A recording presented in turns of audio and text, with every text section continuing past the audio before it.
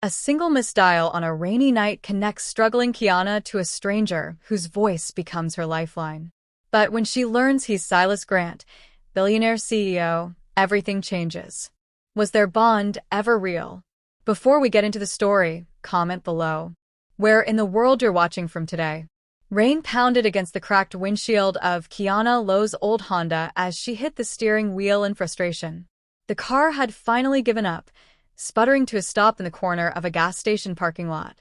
The bright fluorescent lights overhead made the raindrops glitter like falling glass. No, no, no, not now, she cried out, turning the key again and again. Nothing happened, not even a click. Kiana leaned her forehead against the wheel, trying not to cry. At 27, she felt twice her age. The weight on her shoulders seemed to grow heavier with each passing day. She glanced at her phone. 12:47 a.m. Her rent was 3 weeks past due. Tomorrow was the deadline before eviction. Her thoughts turned to her 16-year-old sister, Zoe, who was home alone, running a fever again. The clinic had turned them away yesterday when she couldn't make the COI. The medicine they'd been rationing wasn't helping anymore. "What am I going to do?" she whispered, her voice cracking. The rain intensified, drumming against the roof of the car.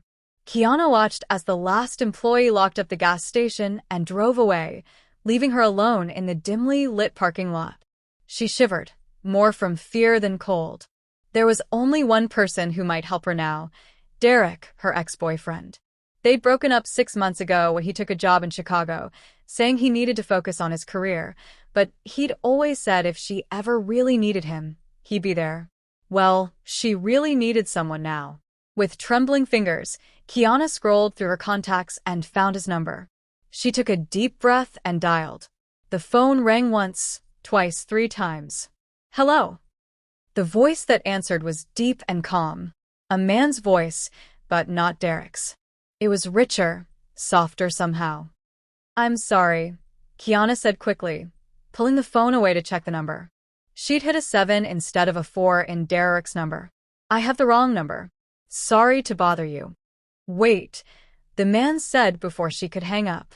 "Are you okay? You sound upset." Kiana was surprised by the concern in the stranger's voice.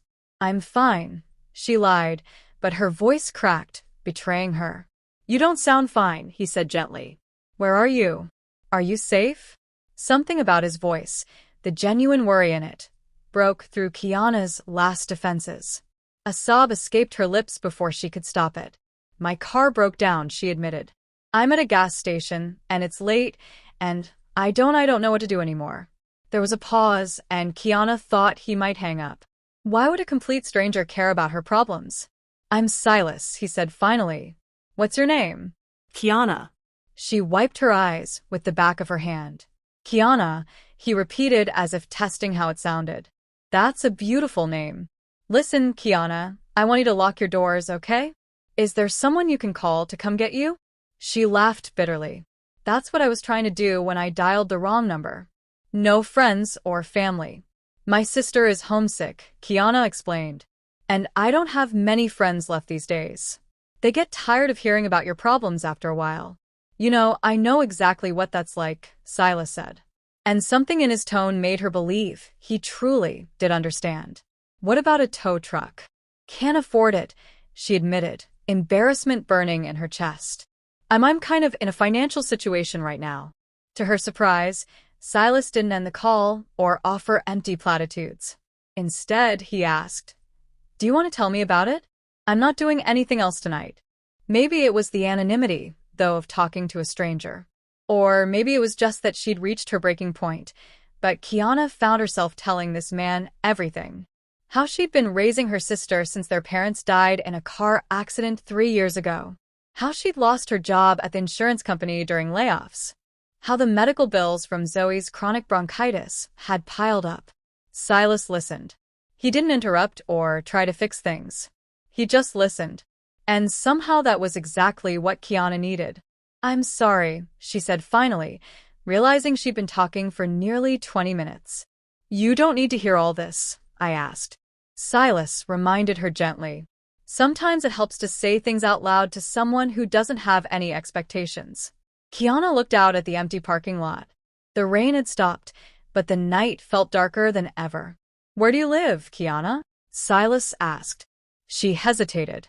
"I'm not asking to come over," he clarified quickly. "I'm just trying to figure out the best way to help you get home safely." "Rook Heights," she said. "The apartment complex on Dale Street. That's not too far from this gas station on Reed Avenue, right?" "The one with the broken sign." Kiana was surprised. "Yes, that's the one. How did you know?" "Lucky guess." Silas said. "Look, I'm going to call you a rideshare. The driver's name will be Marcus. He's a friend of mine. He'll take you home. No charge." "You don't have to do that," Kiana protested. "I know I don't have to. I want to," Silas replied. "As for your car, I know a good mechanic who can look at it tomorrow. I'll text you his information." Kiana was stunned by this stranger's kindness. "Why are you helping me? You don't even know me." There was a pause before Silas answered. "Maybe I need this as much as you do." Before she could ask what he meant, he continued. "Marcus will be there in about 10 minutes. Can you stay on the phone with me until he arrives?" "Yes," she said softly. "Thank you." They talked while she waited. Silas told her about the book he was reading, a mystery novel she'd never heard of. He had a way of describing it that made her want to read it, too. His voice was calming, like a warm blanket on a cold night. True to his word, a car pulled into the gas station 10 minutes later. The driver, an older man with kind eyes, introduced himself as Marcus. He helped Kiana gather her things from her car and drove her home. When she finally got to her apartment, Zoe was asleep on the couch, her fever down. Kiana covered her with a blanket and realized she was still on the phone with Silas. "I'm home," she told him. "Safe and sound thanks to you." "I'm glad," he said. There was something in his voice she couldn't quite identify. Relief, maybe, or something deeper. "Kiana, would it be okay if I called you tomorrow just to check on you and your sister?" Kiana hesitated. This man was a stranger. She knew nothing about him except his first name and the fact that he'd been extraordinarily kind to her. But something told her she could trust him. "Yes," she said finally. "I'd like that." When they hung up, Kiana stared at her phone for a long moment. The number that had answered wasn't Derek's, but somehow it had been exactly the right one to call tonight. Silas Grant set his phone down on the sleek glass desk in his home office. Outside his penthouse windows, the city lights twinkled in the distance, but he barely noticed them. For the first time in months, he felt something other than the cold numbness that had become his constant companion. At 30, Silas had achieved more success than most people did in a lifetime. His finance firm, Grant Investments, managed billions in assets. His face had been on the cover of business magazines. He had more money than he could spend in 10 lifetimes, and he had never felt more alone. A year ago, his world had crumbled. His wife, Vanessa, had filed for divorce after just 2 years of marriage.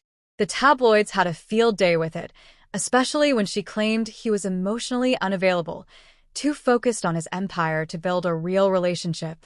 The divorce was still making its way through the courts, with Vanessa demanding half of everything. Silas didn't even care about the money. What hurt was the realization that she might have been right about him. Then, 3 months ago, his mother had died after a brief illness. The one person who had always believed in him, who had supported him when he was just a kid with big dreams from a small town, the one person who'd loved him unconditionally. Since then, Silas had withdrawn from the world. He still ran his company, but he did it from a distance, attending meetings virtually, sending emails at odd hours. He hadn't been to a social event in months. He barely left his penthouse, except to visit his mother's grave. Tonight, when the unknown number had flashed across the screen, he'd almost ignored it. Another client wanting something probably, but something had made him answer. And in Kiana's voice, he'd heard a pain that mirrored his own, a loneliness he recognized, a strength that impressed him, even as she thought she was breaking. Silas walked to the floor-to-ceiling windows of his penthouse. For the first time in a long time, he noticed how beautiful the city lights were. He thought about Kiana, alone with her sick sister, carrying the weight of the world on her shoulders, yet still fighting, still hoping. He made a decision then. He would help her, but anonymously. He didn't want her gratitude or to complicate her life with his baggage. He just wanted to ease her burden somehow. Tomorrow, he would call his friend at the clinic to make sure her sister got the care she needed. He would arrange for her car to be fixed. Maybe he could even find her a job opportunity, all without revealing who he really was. As he got ready for bed, Silas realized he was looking forward to tomorrow's phone call. He wanted to hear Kiana's voice again to know she was okay.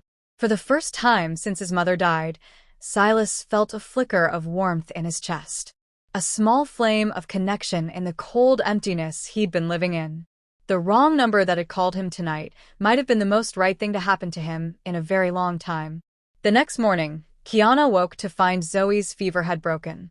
Her sister was eating cereal at their small kitchen table, looking better than she had in days. "How are you feeling?" Kiana asked, touching Zoe's forehead. "Better?" Zoe said with a small smile. "Who was that guy who brought you home last night?" "I woke up when you came in." "Just a driver," Kiana explained, not wanting to get into the whole story. "My car broke down." Zoe's face fell. "Oh no. How are we going to afford to fix it?" Before Kiana could answer, her phone rang. An unknown number. The same one from last. "Hello," she answered, heart beating a little faster. "Good morning, Kiana. It's Silas. How are you and your sister doing today?" His voice sounded even warmer in the daylight. Kiana found herself smiling despite all her worries. "She's better this morning," Kiana said, turning away so Zoe wouldn't see her expression. "Thank you again for last night. I don't know what I would have done." "I'm glad I could help," Silas said. "Listen, I talked to my mechanic friend about your car. He's going to tow it to his shop this morning and take a look at it." "Silas, I can't afford." "It's just a diagnosis," he interrupted gently. "No commitment. And I have some connections at Mercy Clinic. If you take your sister there today, ask for Dr. Patterson. He's expecting you." Kiana was stunned. "Why are you doing all this?" There was a pause before Silas answered.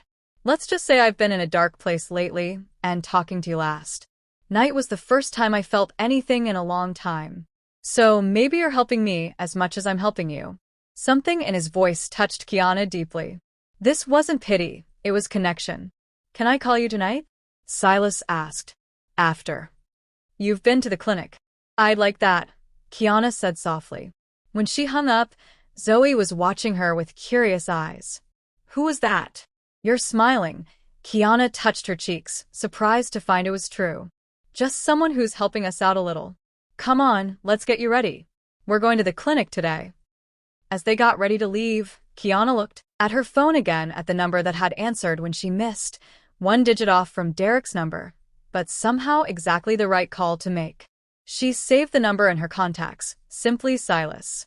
Dr. Patterson turned out to be a kind-faced man in his 50s who examined Zoe with gentle hands and a warm smile. He listened to her breathing, checked her throat, and wrote several prescriptions without once mentioning payment.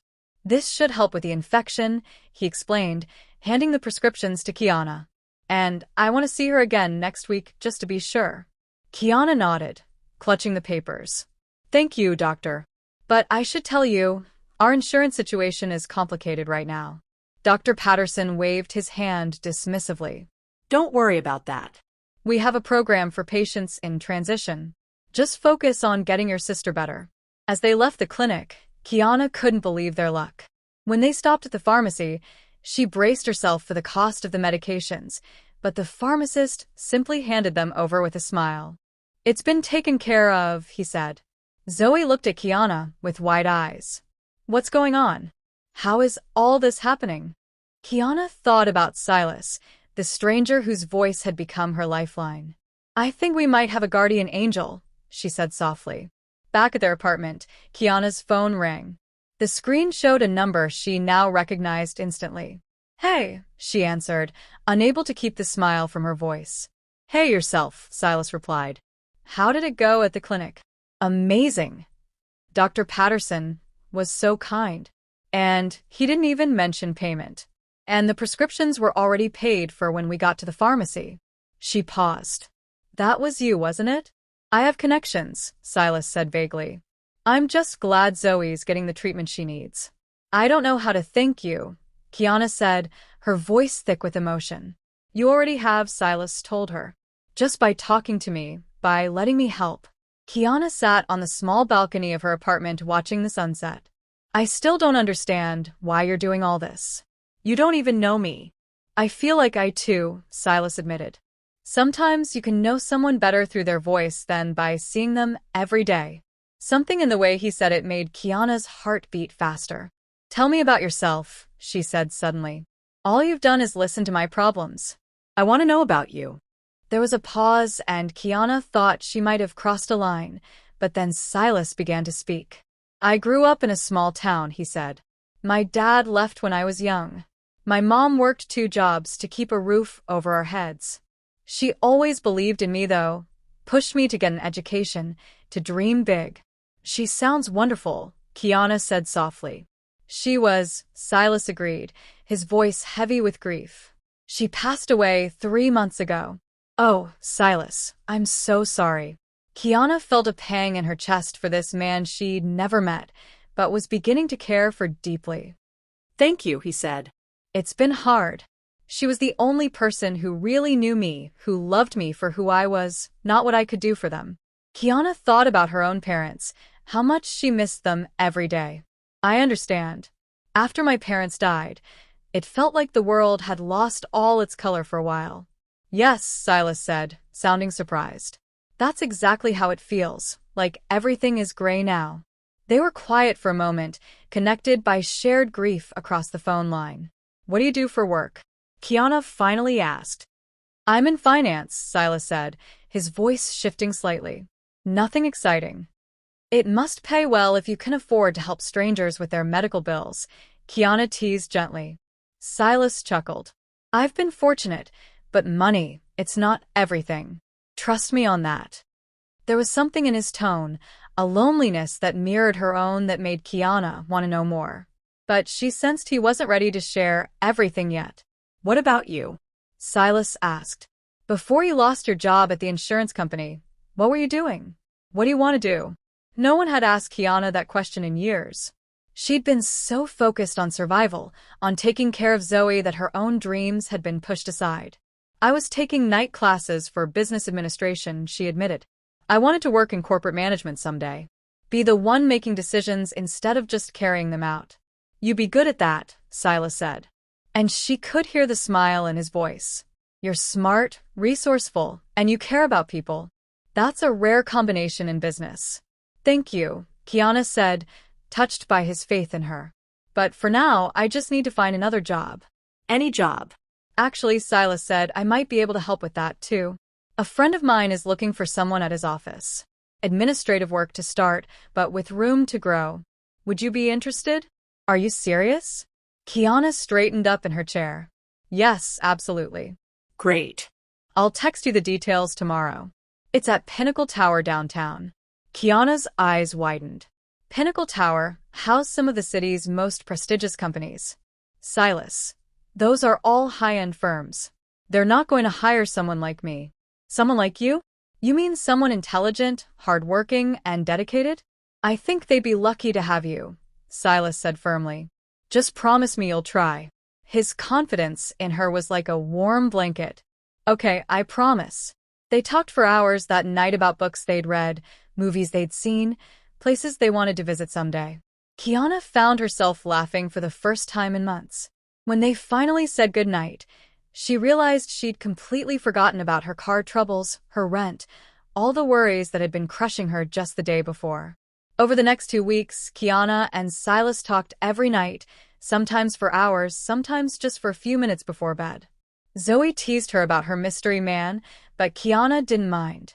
Talking to Silas had become the highlight of her day. Then came the day when everything changed. Kiana's car had been fixed. Another of Silas's connections had taken care of it for a fraction of what it should have cost. Her landlord had mysteriously decided to give her an extension on her rent. And now she was standing in front of Pinnacle Tower, wearing her best outfit, clutching her resume. The interview was for a receptionist position at Thompson and Grant Financial Services, one of the top firms in the city. Kiana still couldn't believe she had an appointment. She took a deep breath and pushed through the revolving doors. The lobby was all sleek marble and glass, intimidating in its elegance. She gave her name to the security guard who directed her to the 30th floor. As the elevator rose, Kiana's stomach tightened with nerves. She thought of Silas, who texted her that morning. "You've got this. They'll love you as much as I." The message had cut off there, and he hadn't finished the thought, but it had given her courage. The elevator doors opened onto a reception area with floor-to-ceiling windows offering a breathtaking view of the city. A young woman at the front desk greeted her. "Kiana Lowe, Mr. Thompson is running a few minutes late. Please have a seat.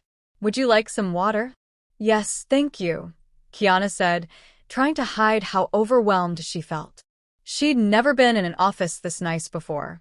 As she waited, she could see people moving behind the glass walls of the conference rooms. Men and women in expensive suits looking important and busy. Could she really belong in a place like this? She was so lost in thought that she almost missed it when a deep voice came from one of the nearby.